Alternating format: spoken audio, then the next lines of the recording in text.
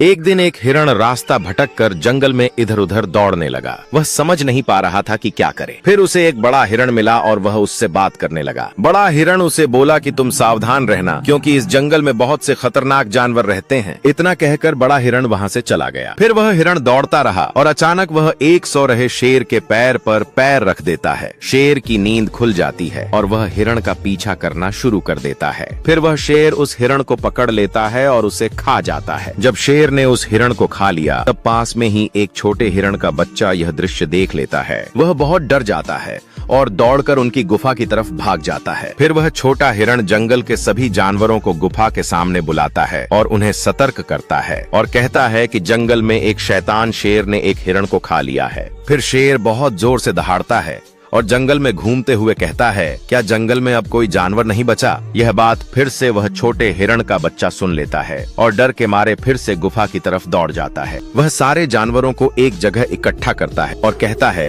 हमें युद्ध के लिए तैयार होना होगा। उधर शेर जंगल में चलते चलते बहुत थक जाता है। फिर उसकी मुलाकात एक लोमड़ी से होती है। शेर लोमड़ी से कहता है, अगर तू नहीं बता सका कि सारे जानवर कहाँ रहते हैं तो मैं तुझे खा जाऊंगा। इधर सुबह होते ही जंगल के सारे जानवर मिलकर गुफा के सामने तरह तरह के हथियार बनाने लगते हैं। डर के मारे लोमड़ी जानवरों का ठिकाना बता देती है। फिर शेर और लोमड़ी मिलकर उस गुफा के सामने पहुंच जाते हैं। जैसे ही शेर आगे बढ़ता है, पीछे से लोमड़ी भाग जाती है। फिर शेर गुफा के सामने लगाए गए जाल में फंस जाता है और जोर जोर से चिल्लाने लगता है। उसके बाद जंगल के सभी जानवर वहां आ जाते हैं और सब ताली बजाना शुरू कर देते हैं। तब शेर सबके सामने माफी मांगता है और सभी जानवर उसे माफ कर देते हैं। फिर शेर कहता है, मैं यहाँ से चला जाऊंगा और कभी वापस नहीं आऊंगा। इसके बाद वह गुफा से निकलकर चला जाता है। फिर जंगल में खुशी के मारे बड़ा उत्सव शुरू हो जाता है। सब नाचने गाने लगते हैं। फिर रात हो जाती है और सब बहुत थक कर सो जाते हैं। ठीक उसी समय एक काला बाघ, जिसकी आंखें लाल थीं,